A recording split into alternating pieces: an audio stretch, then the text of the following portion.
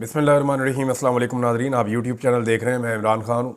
इमरान खान साहब ने अपना एक और कार्ड खेलने का फ़ैसला कर लिया है और बाकायदा अब अनाउंसमेंट हो गई है कि इमरान खान साहब दिसंबर के वस्त से यानी मिड ऑफ दिसंबर 14 दिसंबर से वो पाकिस्तान में सिविल नाफरमानी की तहरीक चलाने जा रहे हैं।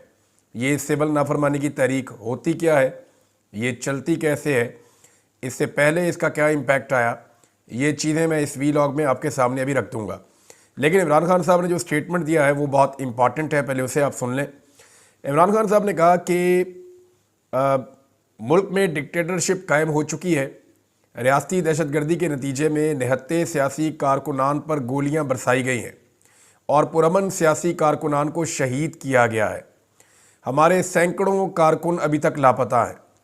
सुप्रीम कोर्ट को अब इसका नोटिस लेकर अपना आईनी किरदार अदा करना चाहिए।